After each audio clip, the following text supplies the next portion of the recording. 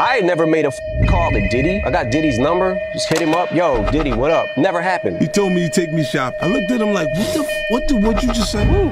This is a tight one. And the winner is Eminem, the Eminem Show. Wait, he didn't just spell the word rapper and leave out a P, did he? You guys don't need to worry about me getting revenge from Diddy. I've got 3 moves that make sure he'll never be able to come after me or my family.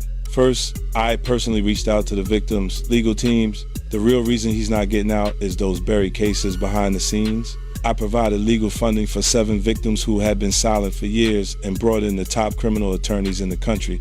Second, I bought up every potential post-release business deal he had lined up. I planned this 2 years in advance, so by the time he got sentenced and still had hope of getting out, every partner had already cut ties with him. Third, I don't just have evidence, I've got backups. This is an entire minefield that's been buried for 20 years. I uncovered every secret from the last 30 years. With testimonies from the victims, we interviewed over a dozen people he tricked, threatened, or violated. You think that's harsh? No, he destroyed other people's lives for decades.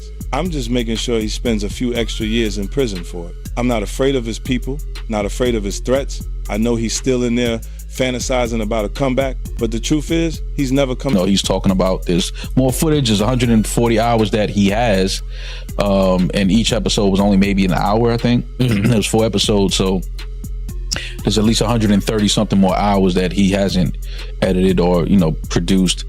For some reason, Diddy, around the time of his arrest, thought, I know what I'm going to do. I'm going to be exonerated later, so I'm going to film all this, and then I can use it in my big comeback later when I'm not in jail. Didn't work out the way he thought, and it turns out he went to jail for a few years. All right, he didn't get the full amount, but he still got a few years. And 50 Cent somehow managed to pay for the footage off of the videographer. Probably Diddy's worst nightmare, this. It's got to be up there. Now, we're going to get into what's in the actual documentary, and hell, it's something. Anything that surprised you from that footage?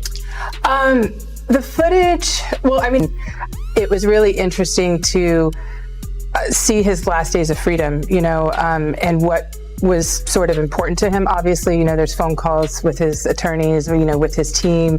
It was very interesting to watch a man who's known for his brand presence. He has a really amazing knack for marketing and all of that, and how he was sort of taking that into account and how he was coming off to the public, in the days leading up to his arrest and indictment. Like 3 or 4 pictures in the documentary that I've seen of myself.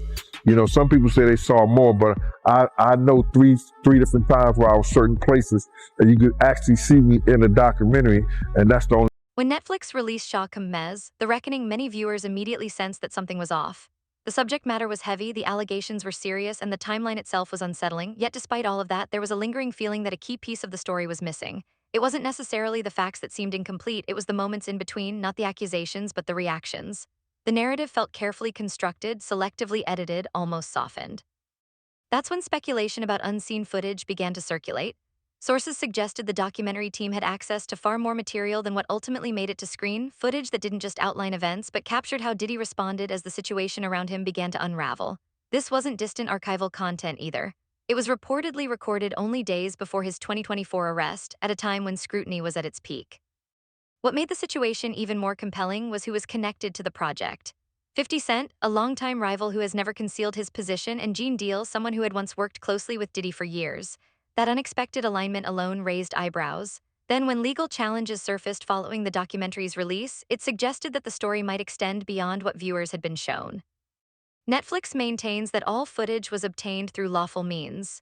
Diddy's representatives argue that certain private material was used without proper authorization. Meanwhile, 50 Cent has hinted that additional content remains unreleased, and Gene Deal claims this may only be the beginning. Which leaves the central question lingering. What, if anything, did Netflix choose not to include, and for what reason? Around the time of his arrest, thought, I know what I'm going to do. I'm going to be exonerated later, so I'm going to film all this, and then I can use it in my big comeback later when I'm not in jail. Didn't work out the way he thought, and it turns out he went to jail for a few years. All right, he didn't get the full amount, but he still got a few years. And 50 Cent somehow managed to pay for the footage off of the videographer. Probably Diddy's worst nightmare, this. It's got to be up there. Now, we're going to get into what's in the actual documentary, and hell. We need the core theme to be You didn't do anything wrong.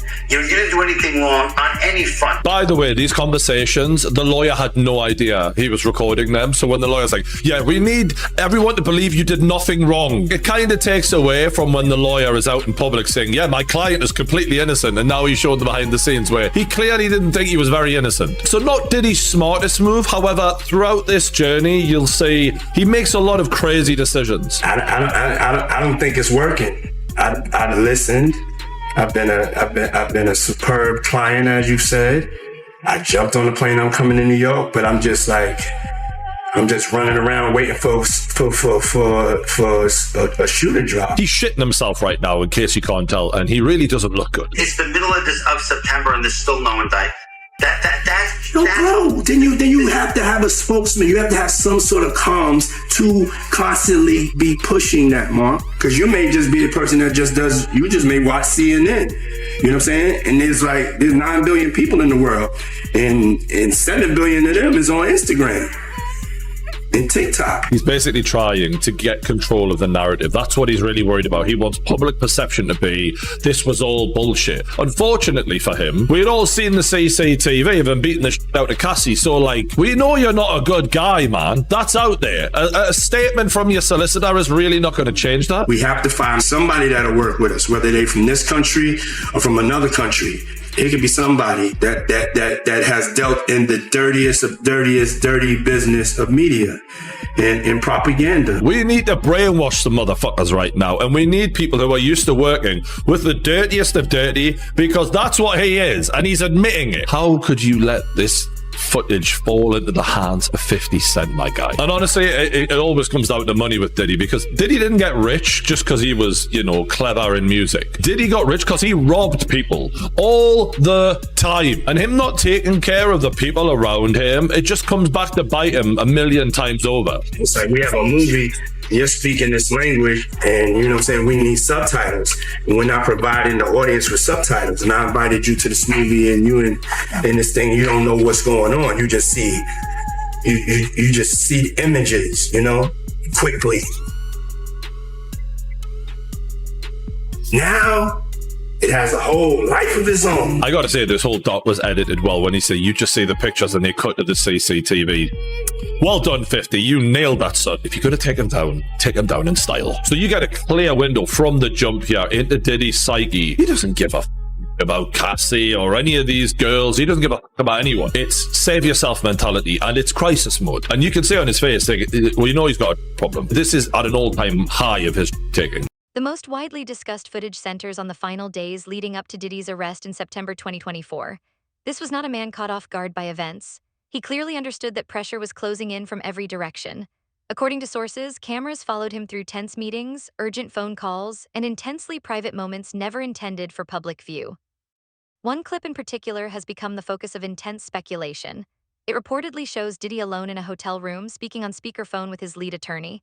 His tone is calm and controlled, but his words are revealing. He doesn't say they're struggling. He doesn't say they're running out of time. He says they are losing. That single admission reshapes the entire narrative. Figures of immense power rarely speak so plainly unless their options are nearly exhausted. The conversation is said to shift quickly from legal defense to reputation management. Attention turns to shaping the narrative, influencing public perception, and leaning on individuals with deep reach inside the most strategic corners of media power. This context helps explain the forceful reaction from Diddy's legal team. They argue the footage captures private legal strategy never meant to be disclosed, crossing both ethical and legal boundaries. Netflix disputes that claim, so does 50 Cent. What makes the footage especially unsettling isn't only what is said, but when it is said. It was recorded before the arrest, before the public fallout, before the courtroom drama began. It preserves a moment of clear awareness, the realization that wealth, influence, and silence might no longer be enough.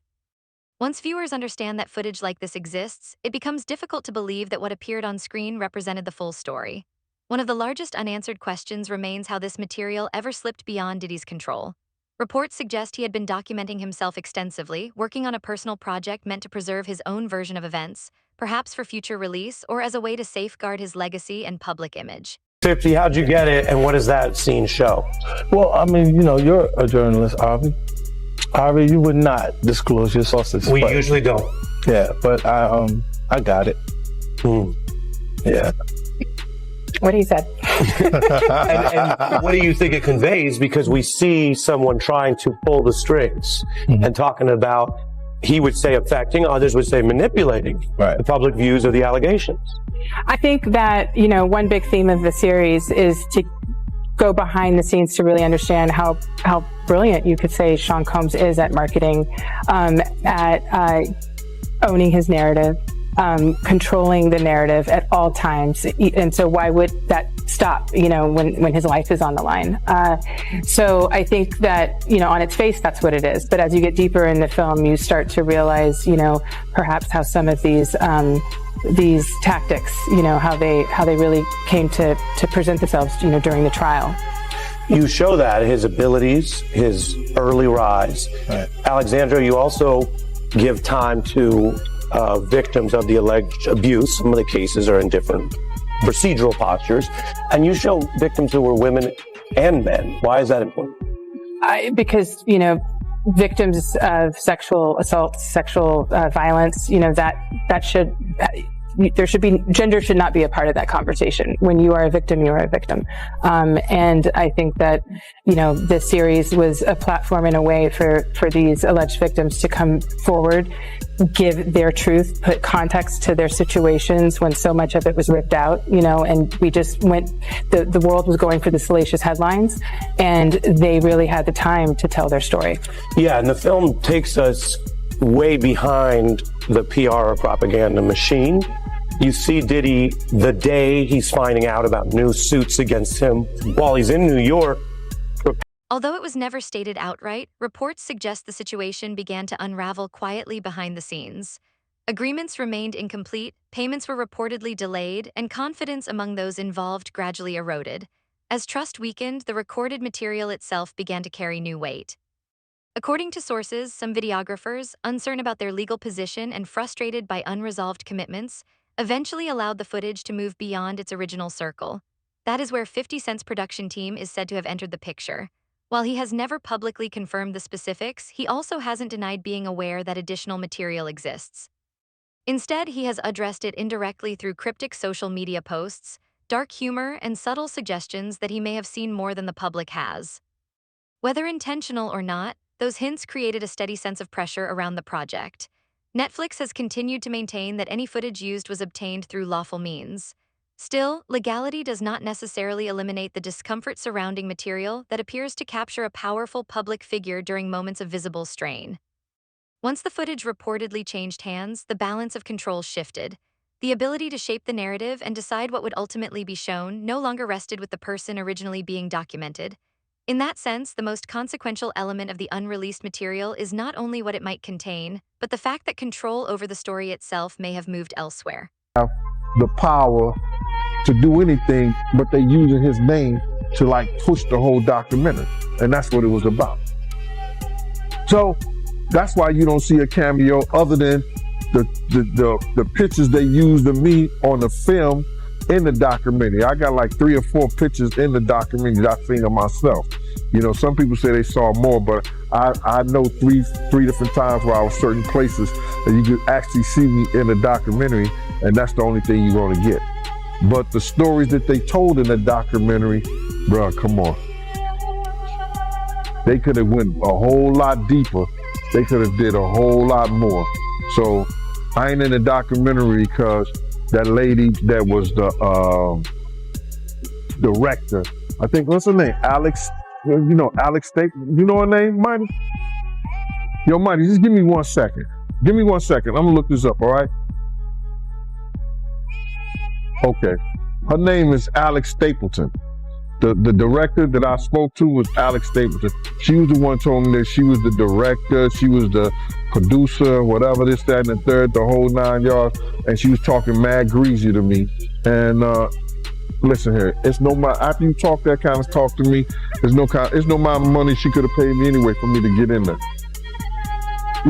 My story is more too valuable, getting in the depth or getting in depth with this whole stuff. And it would have helped that documentary a whole lot. You know what I'm saying? In actuality, they used all the stuff that I told them and did it the way that I was saying do it. Tim Dog start off with the childhood with Puff and the whole 9 yards. Kirk Burrows do the business part, but they was trying to put people in there like Mark Curry and other people to talk about the streets or what was going on, a certain thing. But Mark can only say so much, you know what I'm saying, because he was an artist, so he wasn't with Puff like I was with him during that time when we was running back and forth here and there and the whole 9 yards.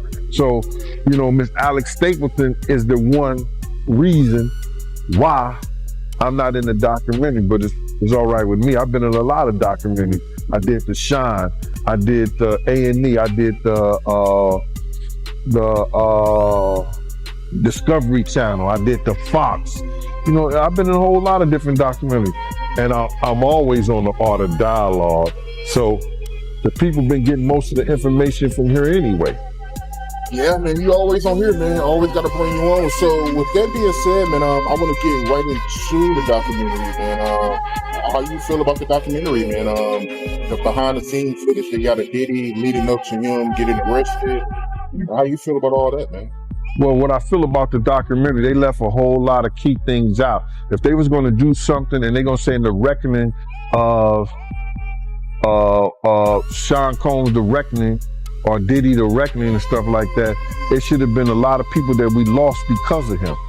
You know what I'm saying? It wasn't only Big, it wasn't only Tupac, you understand? For the atmosphere that he put those kids in, you got a guy named Anthony Wolf Jones, who was from Bad Boy, from its conception as doing security and being one of the financiers of Puff, having to have some money to keep Big and Craig Mack around before he got to Clyde Davis. You know what I'm saying? They wasn't able to tell that story because they didn't have no intel on that story or what went down, or they didn't do their investigation. Gene Deal's involvement added an entirely different dimension to the story. As Diddy's former bodyguard, he has repeated one claim consistently: nothing around Diddy ever happened without cameras present. According to Gene, recording wasn't an occasional choice, it was standard practice. Meetings were filmed, events were documented, even moments that appeared private often weren't. This wasn't about security or nostalgia, it was about control. Gene has suggested that Diddy viewed constant documentation as a form of protection, proof of consent, proof of presence, proof of authority. But documentation carries its own risk.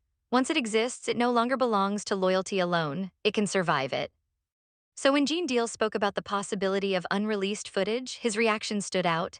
He didn't seem surprised or uncertain. He appeared composed, measured, almost as if he had anticipated this moment long before it arrived. Say that 50 Cent did the whole documentary, he was responsible for doing the whole documentary, what goes in there, what goes out of there. And I don't believe that. And I don't believe that he's responsible for everything that goes in there. I don't believe he's responsible for everything that goes out of there. Guys want to say that he's snitching, you know what I'm saying, because he's telling his truth about what went down and what he saw or what he heard or whatever like that. I don't know how to love my enemy. And if I gotta put out the truth about something that he was doing and it's wrong, and that was wrong, I don't have no problem with that shit. Not a problem at all. Keep doing it. Maybe enough men come out and speak out on some bullshit. You know what I mean?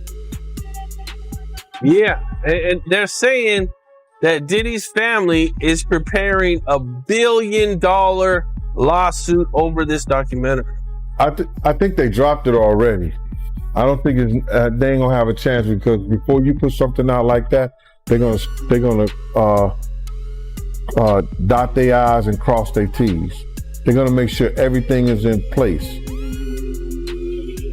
And if Puff had friends over there at Netflix, if it haven't came down, if it haven't came down yet, they ain't got a leg to stand on. Yeah, you just made me think of something. I'm sure Netflix has 1 million lawyers, and I'm sure they had plenty of lawyers go over this thing to make sure it was airtight. Yes, sir. And they might probably even cut some stuff out that maybe they weren't even sure about. Just probably. Well, Gene, I appreciate you taking the time. Dope content as always. And I wish you luck, man. I know, man. You get on these interviews and they go crazy, man.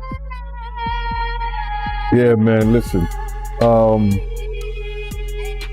a lot of people want to, come at me, and everybody want to find fault at 50, find fault in me, find fault at anybody who's speaking out against the evil that's been going on. But what about find fault from the person who did it? Find fault for the person who starved their artist. Find fault for the person who led an artist out there to lead to his death. Find fault in a person who set up the atmosphere for one of the greatest artists in hip hop to lose his life. You know what I'm saying? Find fault in a person that allegedly had a person sore in the middle of the night and they didn't want to be sore. Find fault in this individual who did all this crazy shit to people instead of find fault in the people who's talking about it and letting you know about it. Why do you think people defend Diddy? That's crazy, right?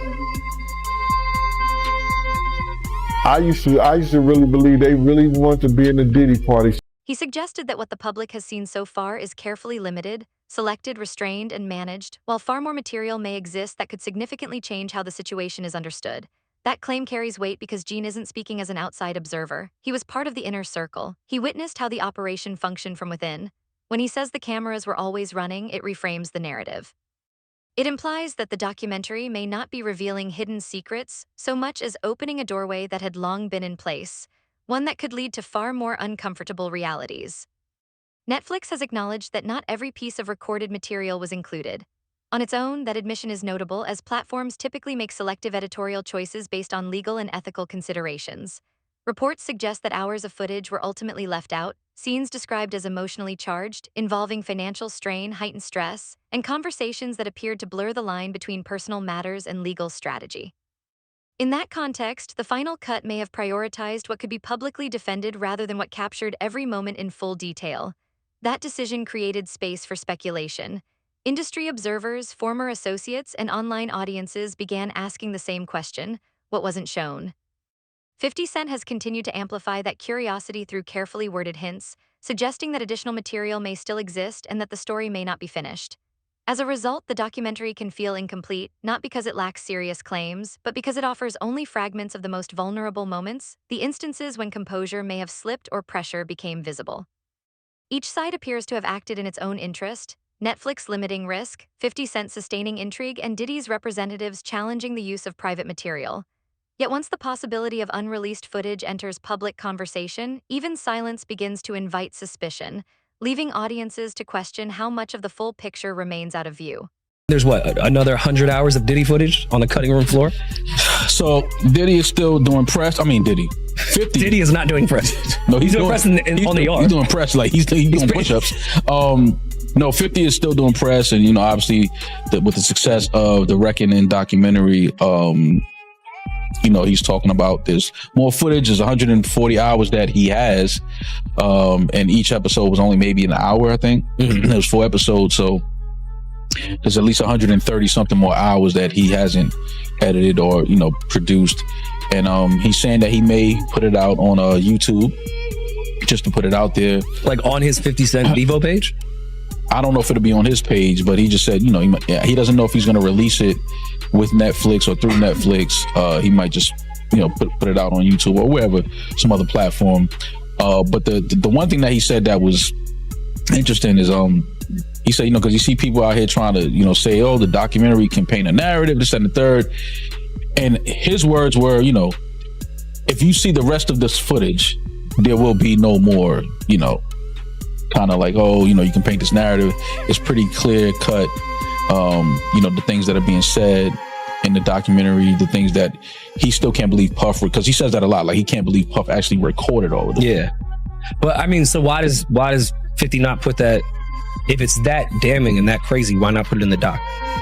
I don't know why. I don't know why he didn't put it in the doc. Maybe, the stories, maybe he had more people that he would need to interview and have sit down for the documentary to kind of go through those stories that are in there. It could be a number of reasons, but the fact that he has over 100 hours of footage of, personal footage and things like that leading up to the case, because the story is Huff felt like he was going to win the case. Yeah. And that this was going to be footage for his documentary that he would have released. The redemption. After the trial was done and things like that. So, the amount of things that he probably was recording, just going off of the fact that he felt like they were going to win the case. Yeah. And this is my footage and these guys aren't going to put it out. Yeah. Like, all the crazy we're going to take out. Right. But I mean, even I did see who I think was the director of what Diddy was trying to do had mentioned that he was on vacation or was out of town and had someone fill in for him. And that's the only footage that made it to the doc because that guy sold it. So maybe that director didn't pay the person to fill in, so he owned the footage and was able to give it away. But maybe all this other footage, 50 doesn't have permission to put out. Like, okay, he could have it, but the director's like, no, this is my footage. Like, you got the other because I had my mans fill in for me for 3 days, and he has that footage now. Right. So maybe that could be it.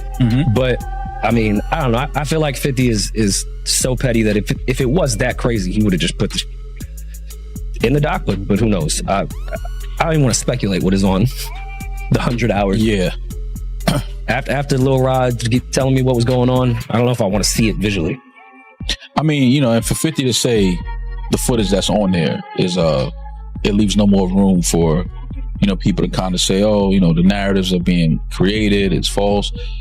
For 50 to say that, I mean, we can only imagine the footage that. What makes the unreleased footage truly dangerous isn't only what it may reveal about Diddy, it's what it suggests about the industry surrounding him. If one powerful figure documented his life this thoroughly, it raises an uncomfortable question: how many others did the same? For years, cameras inside elite circles weren't just tools for preserving memories. They functioned as currency. Footage created loyalty, enforced silence, and quietly instilled fear. People behaved differently when they knew they were being recorded, even if they didn't fully understand how or when that material might be used. If the unreleased recordings capture legal strategy, emotional breakdowns, or behind-the-scenes maneuvering, they become more than personal evidence. They offer a rare look at how power reacts under threat, not through public statements, polished interviews, or carefully drafted press releases, but in unfiltered private moments. That is why legal teams respond so forcefully, because what stands to be revealed goes beyond any single individual. It outlines a system, a blueprint of influence, control, and the real stakes of being constantly watched. Diddy, and you and 50, what's going on between both y'all? Me personally, the documentary was incredible, man. Shout out to 50, man, but I know you and 50, y'all got something going on, right? Indeed. So originally, when I heard about the reckoning of Sean Diddy Combs' documentary that was produced by 50 Cent, I wasn't going to watch it. And I wasn't going to watch it because, quite frankly, I had grown a little tired of the Diddy case. I had followed it, I had studied it, I had researched it. And at this point, the man was sentenced to 50 months in jail, I believe the time was that the feds gave him. There really wasn't much left to talk about. Everything had already been put out there, all the hours of testimony, hundreds of hours of court proceedings. It was nothing else to talk about as far as I was concerned. And then people kept texting me. They said, Dr. Umar, you gotta see this, you gotta see this, you gotta see this. So one night, I can't go to sleep, and I decided to go ahead and watch it, and I watched all the episodes.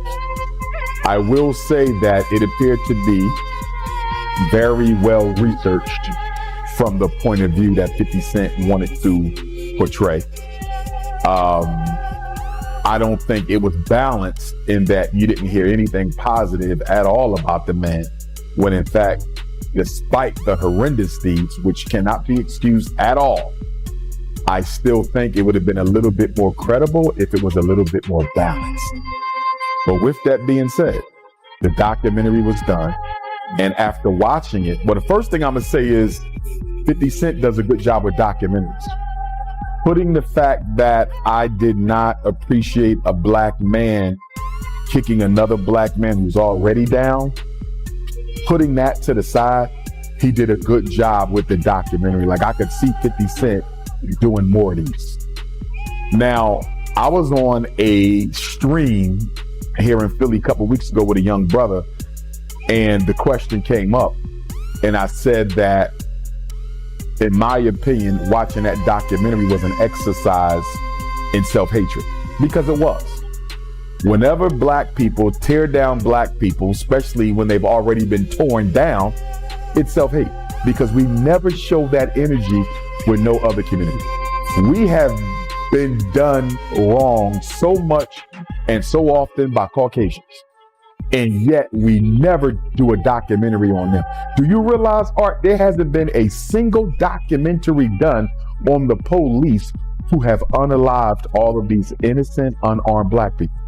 Where's the documentary on the police officer who killed Tamir Rice? Where's the documentary on the police officers who murdered Breonna Taylor?